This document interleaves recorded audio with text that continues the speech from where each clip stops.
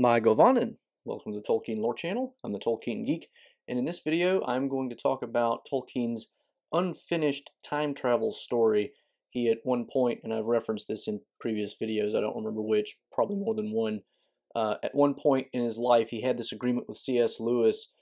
One of them would write a time travel story and one of them would write a space travel story. Lewis, of course, ended up writing his famous space trilogy out of this. Tolkien never finished his time travel story, which is unfortunate because this is kind of the introduction of Numenor into his overall mythology, and this is where that really gets going, and it's as a result of this that it ends up becoming part of the history behind the Lord of the Rings. So it's really interesting stuff.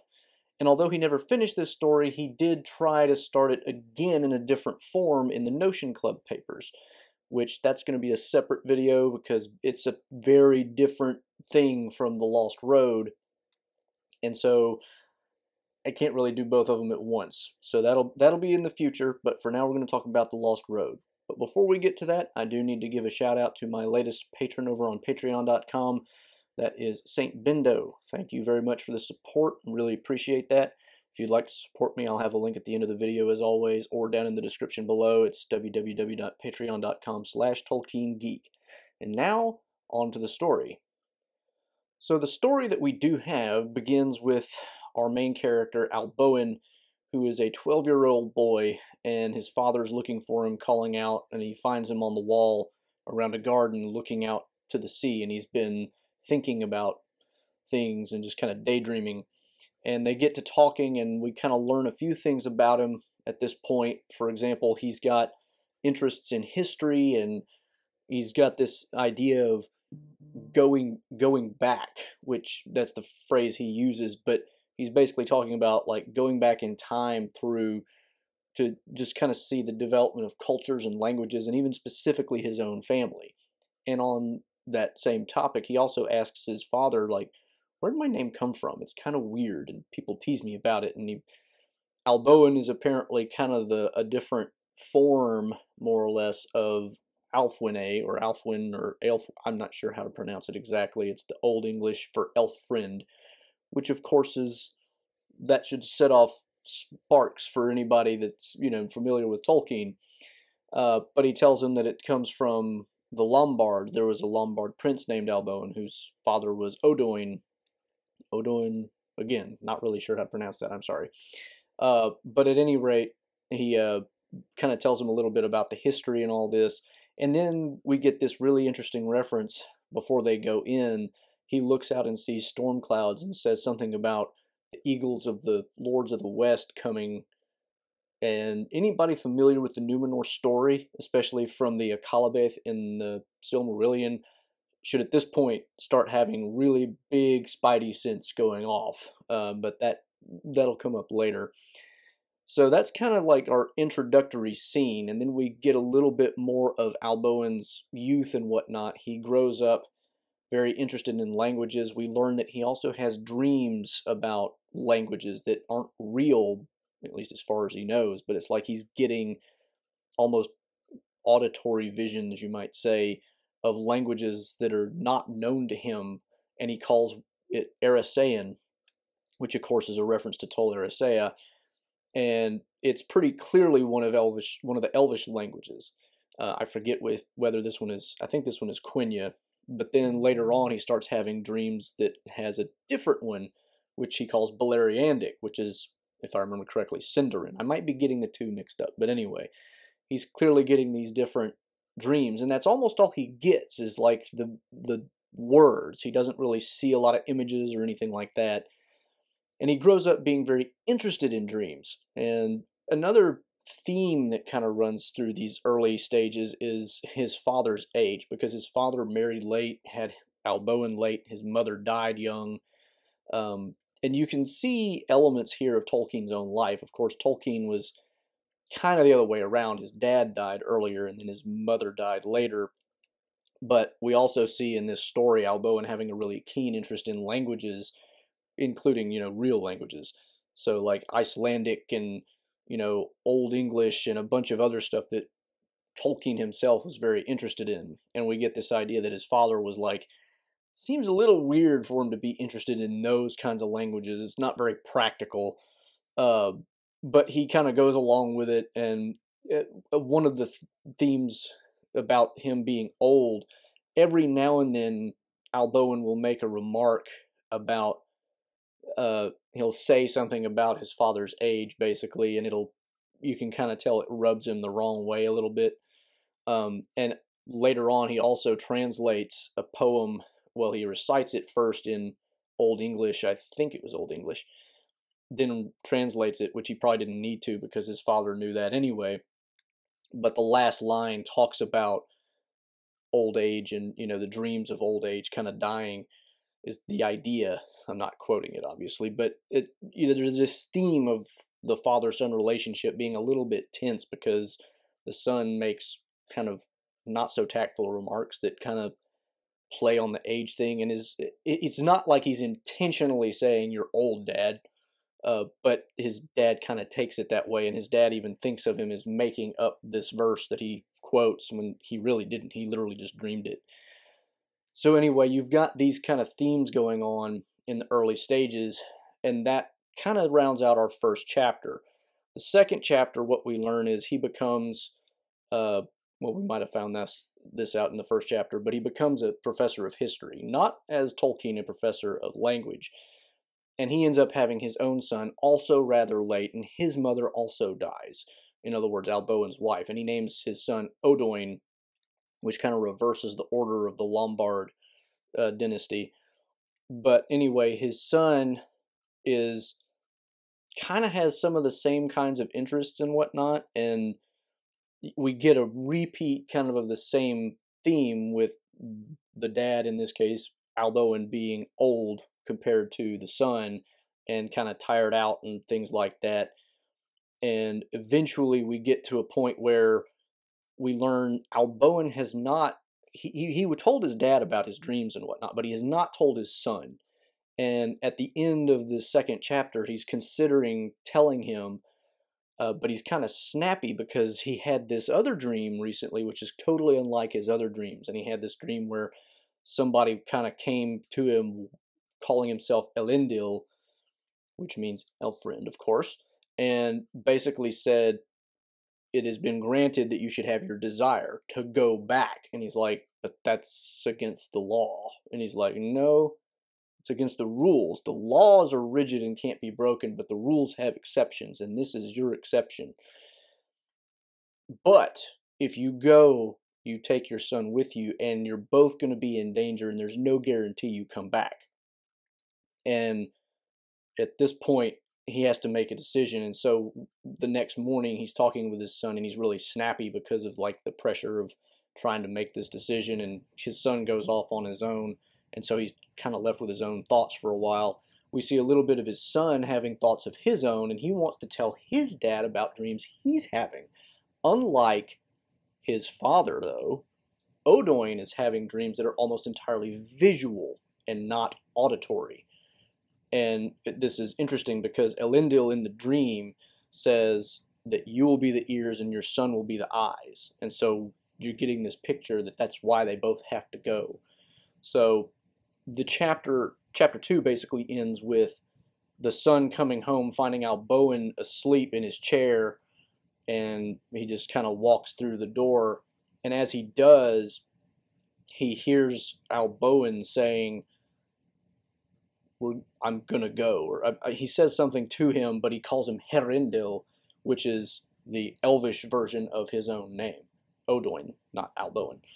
And then we move straight into the Númenórean chapters, which are the only other two chapters written. And here's where it gets really interesting, because in the Númenórean chapters we see Elendil, who is looking for Herindil. And it starts kind of the same as the first chapter in the first part, where Elendil is looking for him, finds him up on the wall looking out at the ocean, except this time it's a sunny day on the beach and not really stormy yet, although it seems to get that way later. And the theme of the Númenórean chapters is basically all about the coming of Sauron and his corruption of Númenórean culture. Sauron is already here, but we learn that Herendil was like just a 12-year-old when he came, and we get some indications that Numenorians, at least in this conception, age much slower, such that they don't come to full manhood until 40 or 50, in that range. And so as a 12-year-old, he would have been a very small boy, presumably. And Elendil is, we learn eventually that Elendil is like one of the leaders of the resistance against Sauron, which fits with the actual Numenor story as we eventually get it. Herendil, on the other hand, seems to be more sympathetic to the Sauron side, which seems to be partially either peer pressure or just from fear of what would happen if he fought back or if his father did, and he's really worried about his father because he doesn't want his father to get into trouble because he really loves him. There's a lot of that going on, but we get again a reference to a storm cloud coming out of the west, which Elendil again refers to as the eagles of the Lord of the West.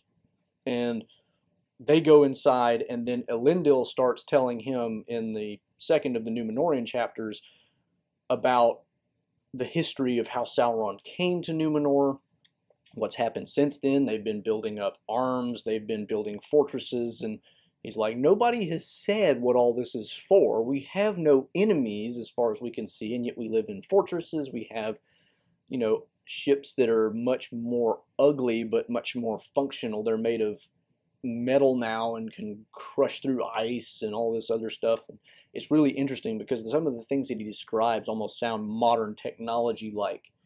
But at any rate, he's continuing to tell Herendil about kind of the history, and like the reason this is all going on, though nobody has said it yet, is the king is going to attack Valinor in an attempt to gain immortal life. And we've caught references from Herendil that he's kind of almost sympathetic to this idea. There's been a corruption of the Eärendil story, like that Eärendil went into the west, but that the Valar, which I don't think they ever call them the Valar in the story, but have kind of either forbidden him to come back or something to the effect that his mission in a sense remains incomplete, and now it's up to the Numenorians to complete that by conquering the west. And so Elendil is basically trying to convince his son that this version you've been getting from your peers is all wrong. Of course, it makes you wonder, like, why haven't you been telling him this from the beginning? But anyway, he starts off kind of from the back end and works his way down all the way to the point that they are in history now. And at the end, he's like, his son basically says, you're talking like you're a leader of the contrary party, and that worries me. He's like, I am.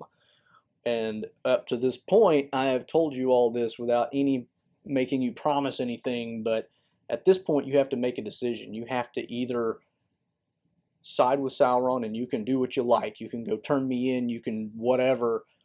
Or if you choose to stay with me, then I will let you in on, our side of it, and we'll tell you more, but you have to promise not to tell anyone because I'll be giving out other names that would also be at serious risk.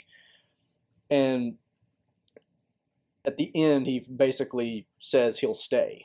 Now, that's the end of the actual story as we get it, but there's other notes and things that Christopher Tolkien has put together showing some ideas of where the story might go and other things that fit into the story in between the Earth chapters and the Numenor chapters, so to speak. So let's take a look at some of that.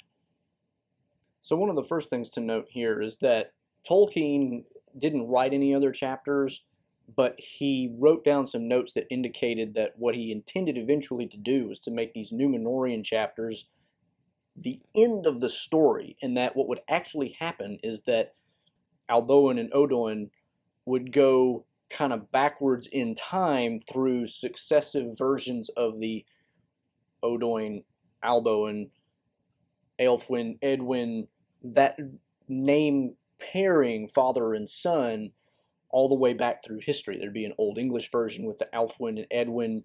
There'd be a Lombard version. There'd be potentially Irish and other versions. It's not exactly clear which ones he really settled on, but this would be like a progression all the way to the end. And this is, again, one of the major themes here is the father-son relationship, and you can tell from what we do have in the chapters that we've gotten, that tension is there the whole time. And so it would be interesting to see how he would have filled that out in these other chapters.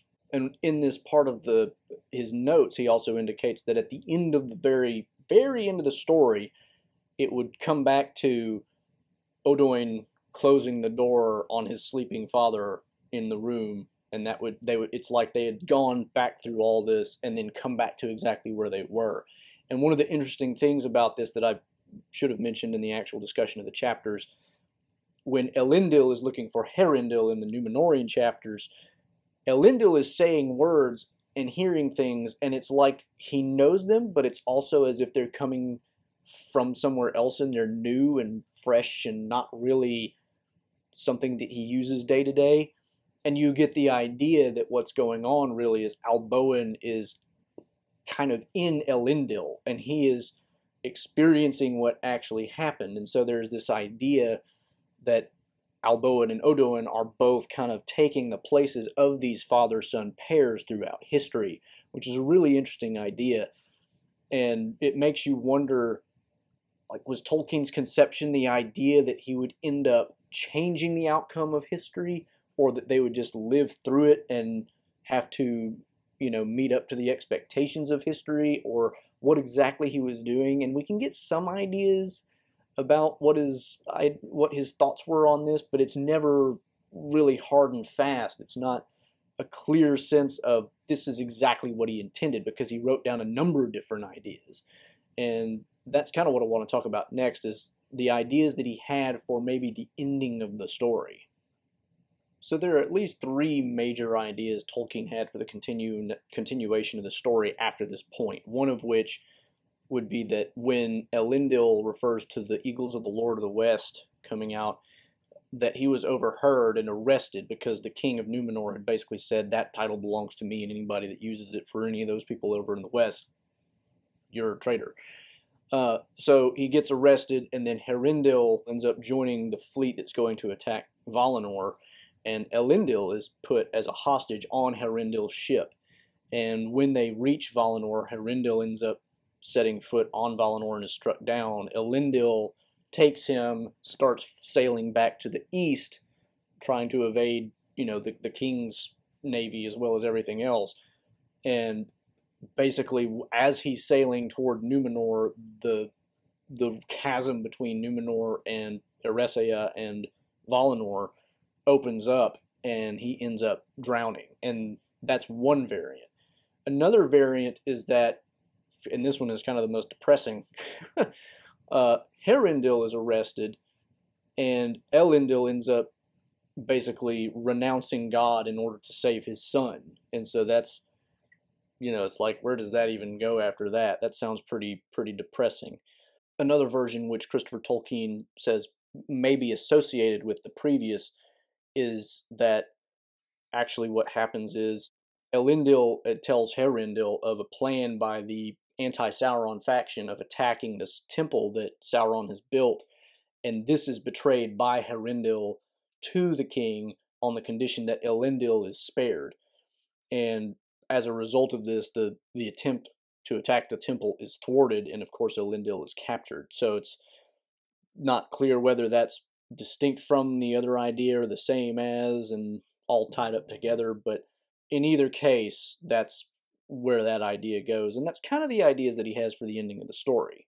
But ultimately, Christopher Tolkien's guess is that all these different ideas were actually rejected versions, and that what we get in the chapters as written is leading to a completely different version in which father and son both face everything that's going on together, and hopefully it makes you wonder if maybe what Tolkien had in mind is one of those other ideas was maybe what actually happened, and that what happens in the chapters, or what would have happened in the chapters that followed, would have been Alboin succeeding in doing the right thing and saving both himself and his son. And there is this note that gives the idea that it's about the father and son sticking together and doing the right thing that is going to get them both home to modern day England safely. So that's pretty much the Lost Road. There are some other details about the other chapters that would have filled in the middle part of of the story and whatnot, but I don't want to get into a huge amount of detail there. It basically is just different iterations of the father-son pairing. But that's pretty much the bulk of the main story that we get. So, hope you enjoyed that video. Hope that gave you a tantalizing, but not too painfully tantalizing look at what we might have had as a time travel story if Tolkien had actually finished his end of this project like Lewis did. It's a very interesting idea, certainly, and we can at least be grateful that Numenor came out of this. If you did enjoy the video, please do like and share it. Please also follow me on Twitter at JRRTLore, where you can get some occasional Tolkien-related trivia questions. And if you want to support the channel, you can do that here, and you can subscribe to the channel here, and you can find 2 of my previous videos here. Until the next time, I'm the Tolkien Geek, signing out for the Tolkien Lore channel. Namaste.